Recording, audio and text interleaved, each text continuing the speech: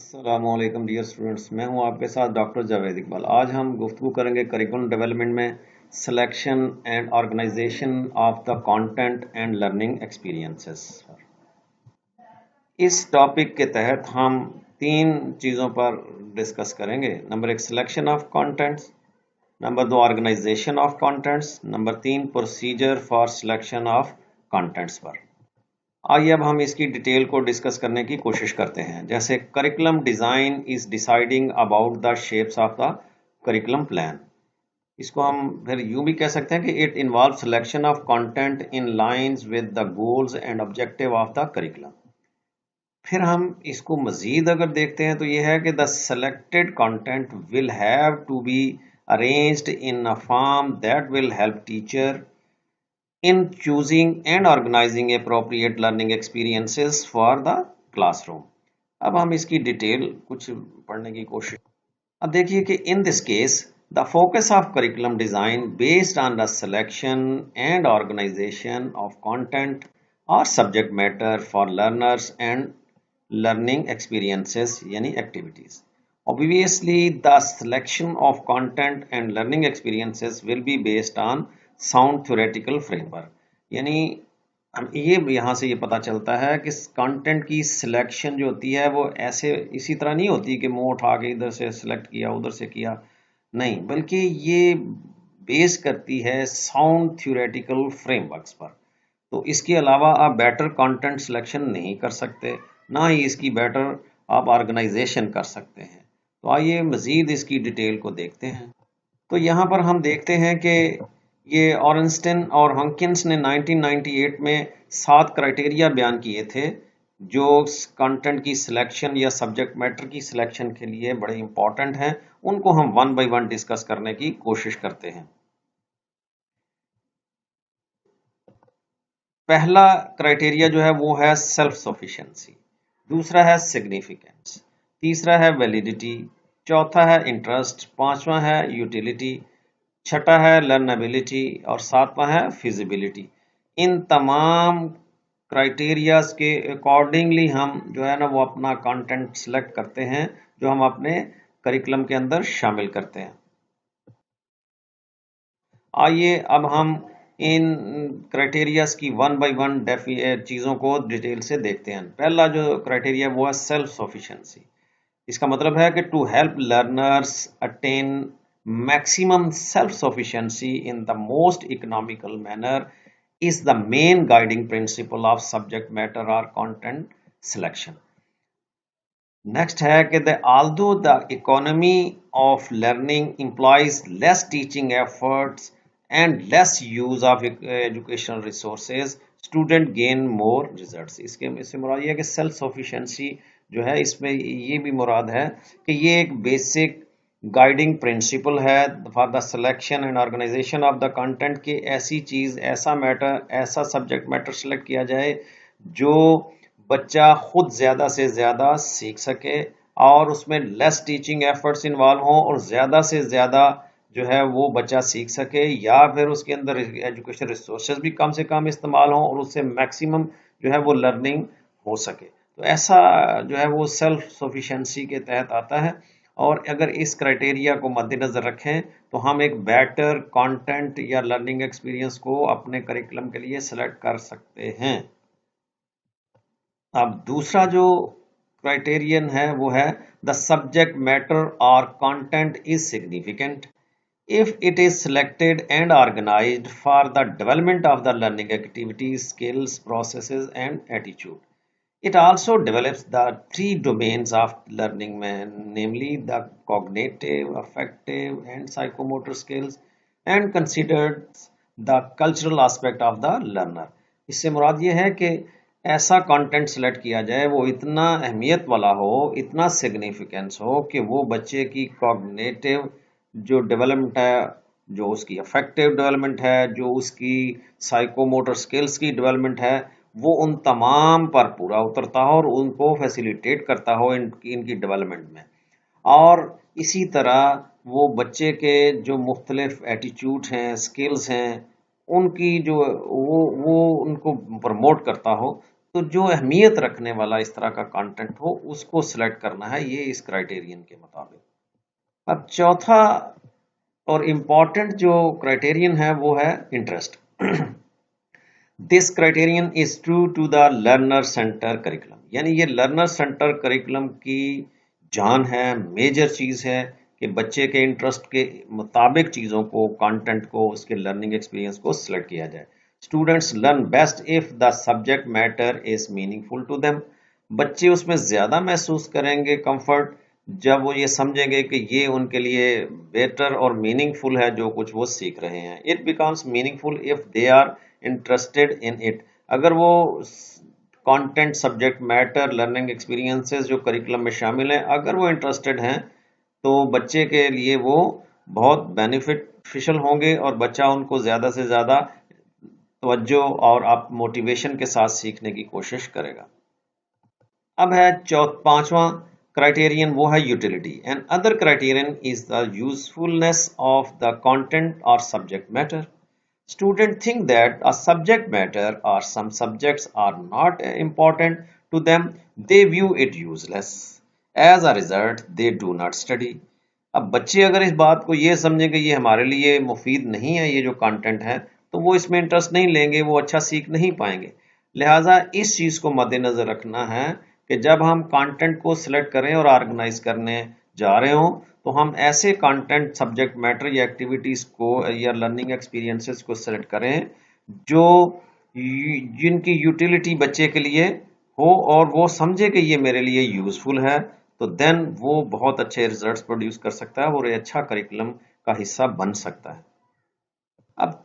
अब देखते हैं कि छठा है क्राइटेरियन, वो है लर्नेबिलिटी। द सब्जेक्ट मैटर और content must be with in the schema of the learner.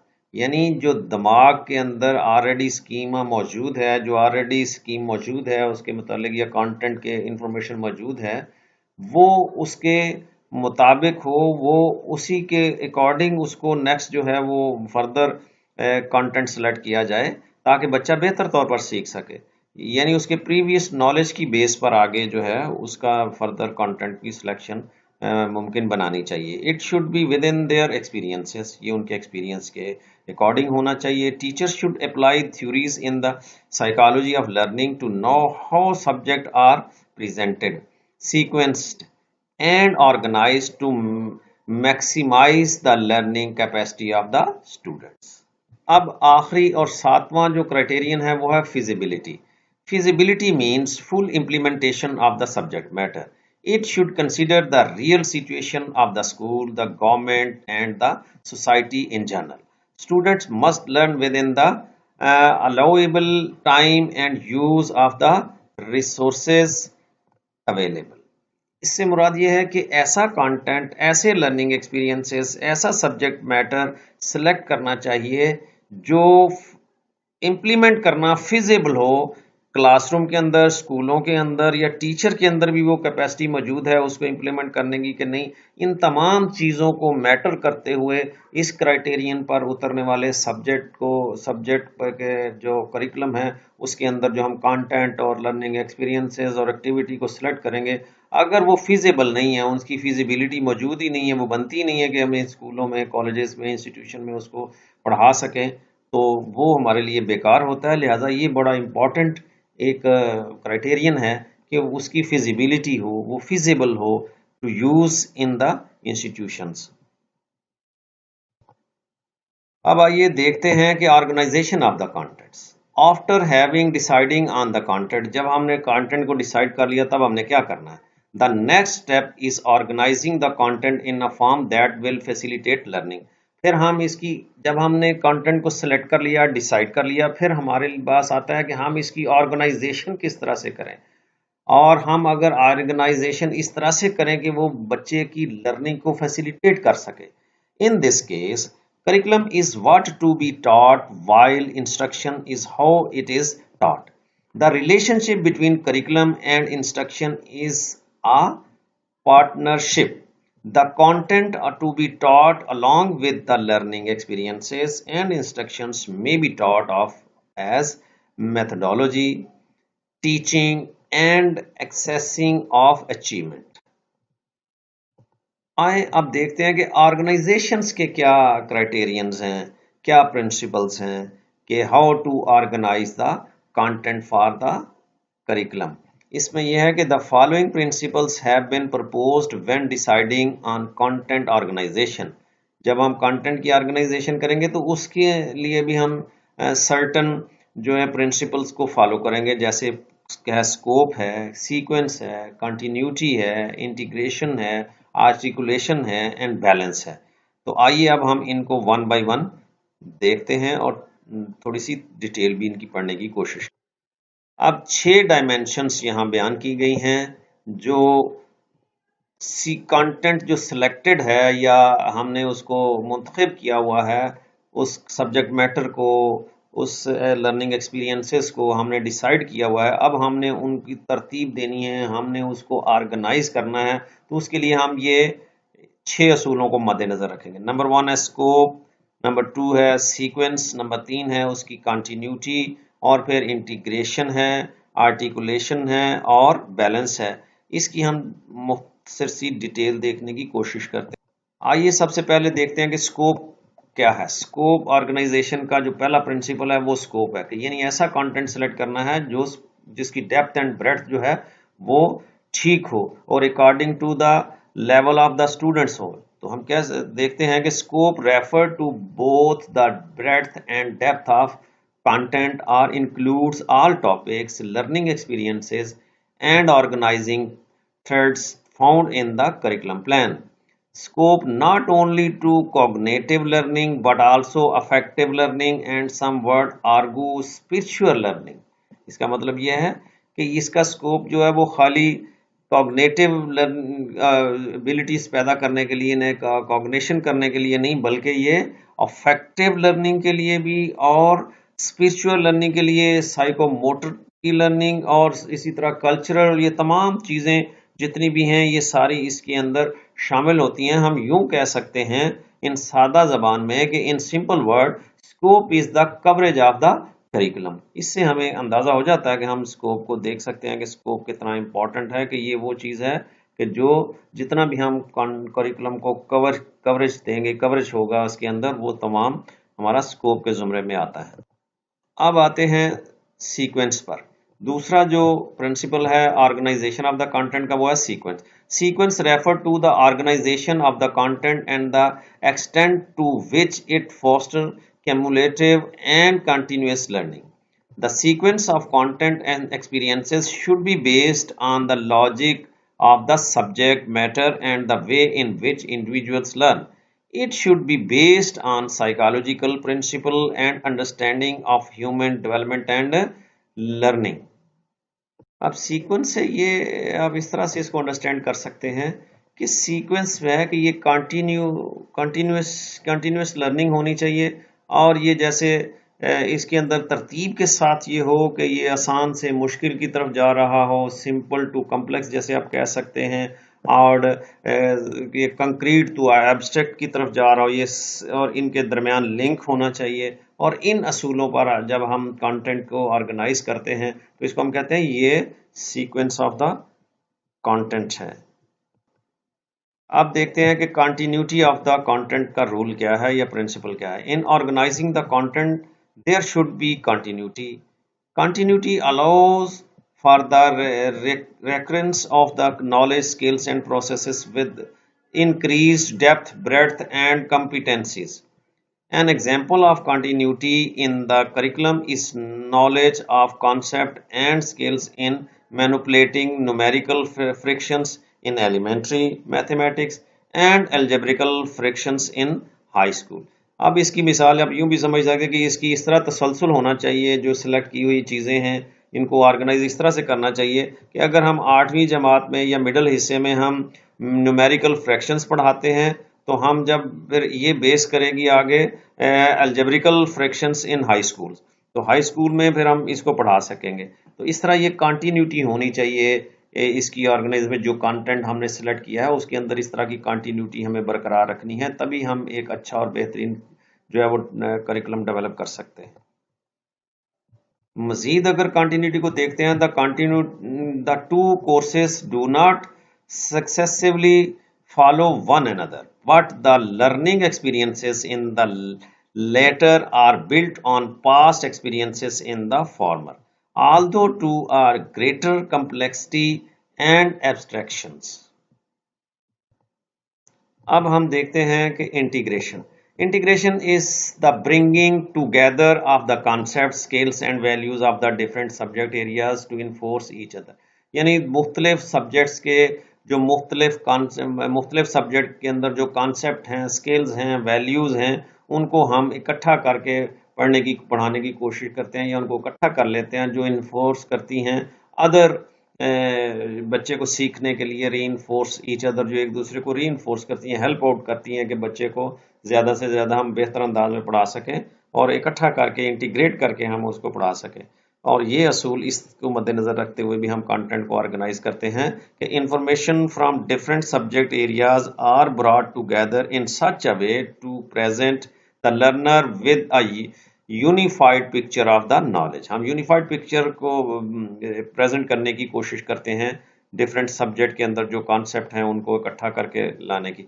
Much curriculum planner try to integrate information. It is the learner who integrate what they are learning in their minds.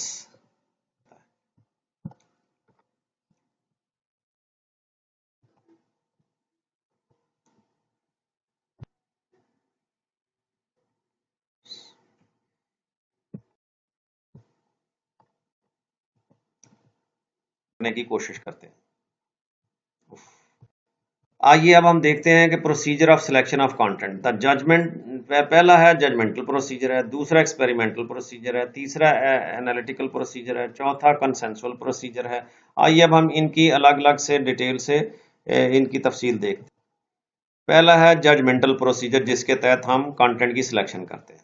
The curriculum workers judgement hardly leads to the best selection of the subject matter. यानी हम जो curriculum के माहिर हैं, जो इसमें काम करने वाले हैं, उनकी जजमेंट के तहत हम लोग जो हैं वो, और जो माहिरीन हैं उनकी जजमेंट के तहत हम जो उनकी जजमेंट्स होती हैं उसके मुताबिक अगर हम सब्जेक्ट मैटर को सिलेक्ट करते हैं तो ये जजमेंटल प्रोसीजर कहलाता है. The most objective selection of the content by this procedure require that is his या her interest, knowledge and ideas, rise above special social groups and embrace the common good.